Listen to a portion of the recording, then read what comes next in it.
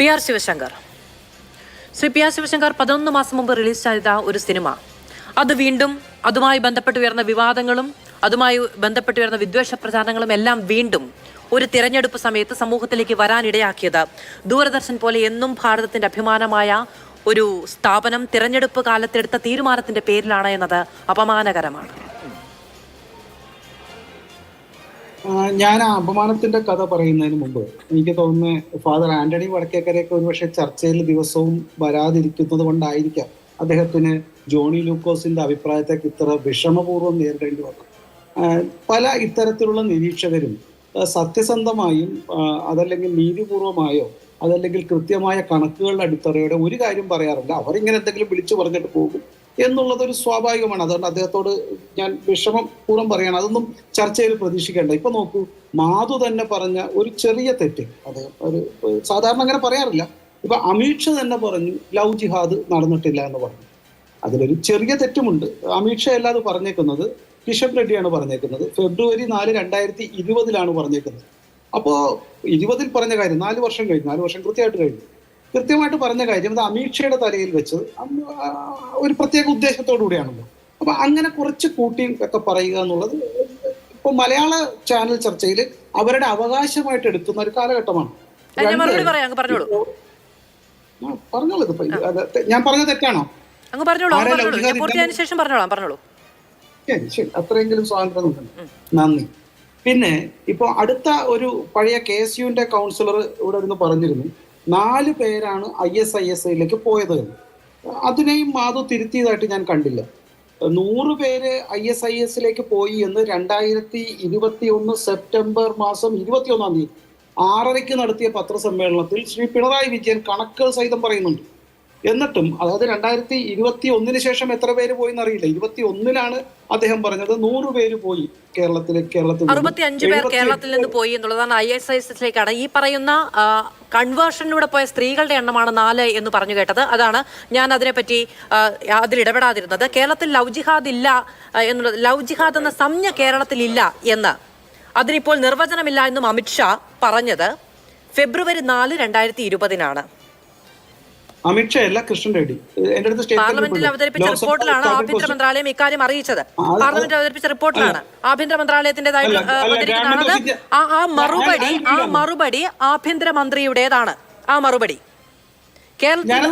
കേരളത്തിൽ നടക്കുന്ന ലവ് ജിഹാദുമായി ബന്ധപ്പെട്ട കേസുകൾ എത്രയെണ്ണം കേന്ദ്രത്തിന് മുന്നിലുണ്ട് എന്ന ബെന്നി ബെഹനാന്റെ ചോദ്യത്തിന് ആഭ്യന്തര വകുപ്പ് നൽകിയ മറുപടിയാണ്. ആ മറുപടി നൽകേണ്ടിയിരുന്ന അമിത്ഷായാണ് ശരിയാണെന്ന് പറഞ്ഞത്, മറ്റൊരാളാണ് നൽകിയത്. ആ മറുപടി പക്ഷേ കേന്ദ്ര ആഭ്യന്തരമന്ത്രിയുടേതാണ്. കേന്ദ്ര ആഭ്യന്തരമന്ത്രിയുടെയാണ് മറുപടി. മറ്റൊരാളുടെ പേര് അങ്ങ് പറഞ്ഞത് ശരിയാണ്, പക്ഷെ മറുപടി കേന്ദ്ര ആഭ്യന്തരമന്ത്രിയുടേതാണ്.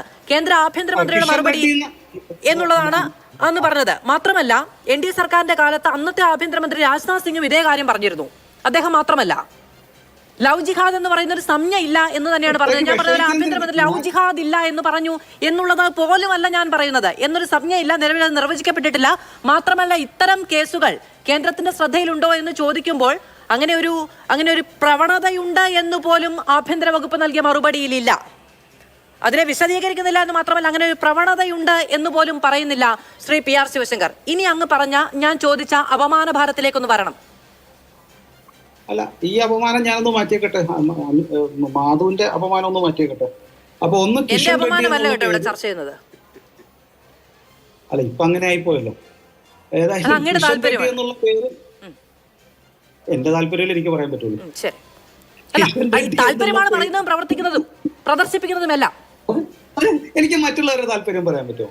എനിക്ക് എന്റെ പാർട്ടിയുടെ താല്പര്യം, എന്റെ കാര്യം എന്നുള്ള പേര് അറിയാൻ പറഞ്ഞിട്ടല്ലോ. ഇത്രയേറെ വൈരാഗ്യത്തോടെ എന്തിനാ പെരുമാറുന്നത്? ഒരു കാര്യം ഞാൻ പറഞ്ഞത്, മാധു പറഞ്ഞ ചോദ്യം ഉത്തരവും പറഞ്ഞത് ശ്രീ PR ശിവശങ്കർ ഞാനല്ല ആ വിഷയം ഈ ചർച്ചയിൽ ഉന്നയിച്ചത്. 2020 ഫെബ്രുവരി 4 ഈ മറുപടി ഉണ്ടാകുന്നത് പാർലമെന്റിൽ. അത് എനിക്ക് ലഭിക്കുന്ന എന്റെ അന്നത്തെ ഓർമ്മ വെച്ച്, ഞാൻ ഈ വിഷയം മുമ്പ് ചർച്ച ചെയ്തിട്ടുള്ള ഒരു ഓർമ്മ വെച്ച് എനിക്ക് പരമാവധി പറയാൻ കഴിയുന്ന കാര്യം അത് കേന്ദ്രമന്ത്രി അമിത് ഷായുടെ മറുപടി ആയിരുന്നു എന്നുള്ളതാണ്.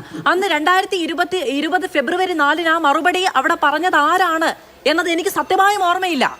എന്റെ അന്നത്തെ ഓർമ്മ എന്ന് പറയുന്നത് മറുപടി കേന്ദ്ര ആഭ്യന്തര മന്ത്രാലയത്തിൻ്റെതായിരുന്നു, കേന്ദ്ര ആഭ്യന്തരമന്ത്രി അമിത് ഷായുടേതായിരുന്നു എന്നുള്ളതാണ്.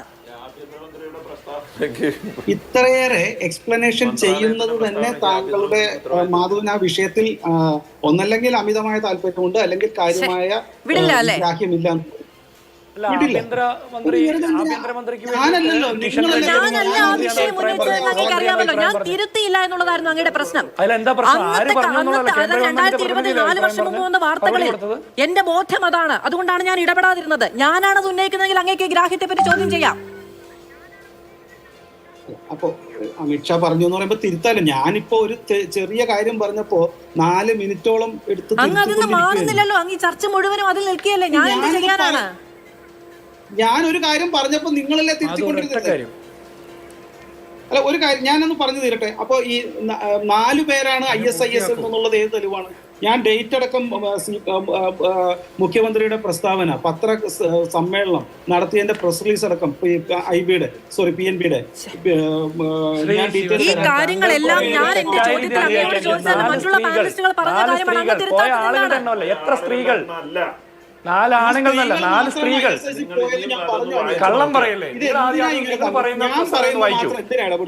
നിങ്ങൾക്ക് കേരള സ്റ്റോറി എന്ന് പറഞ്ഞ സിനിമ എന്തിനെ കുറിച്ചാണ്? നിങ്ങളുടെ അമിത് മാളവിയ മഹാപാതകം എന്നുള്ളതാണ് പറയുന്നത്. ഒന്നുകിൽ അങ്ങേക്ക് ഇടപെടാം, അങ്ങേക്ക് അത്ര ക്ലാരിറ്റി ഉണ്ടെങ്കിൽ. ഞാൻ 4 വർഷം മുമ്പുള്ള ഒരു ഓർമ്മ പങ്കുവെക്കുകയാണ് ചെയ്തത്. ആ വിഷയത്തിൽ മുൻപ് ചർച്ച നടത്തിയിട്ടുള്ളതായതുകൊണ്ട്. ഉത്തരമില്ല എങ്കിൽ എല്ലാവരും കൂടി ചേർന്ന് അവസാനം പറയണല്ലോ. സമയം പൂർണ്ണമായും പൂർത്തിയാവുകയാണ്. നമ്മളൊരു ചോദ്യം 1 മിനിറ്റില്ല. ശിവശങ്കരൻ, അങ്ങ് ഒരൊറ്റ കാര്യത്തിൽ നിർബന്ധ ബുദ്ധിയോടുകൂടി ഓരോ വാക്ക് എടുത്തു കളഞ്ഞത് ഈ ചർച്ചയുടെ ഏറ്റവും പ്രധാനപ്പെട്ട സമയമാണ്.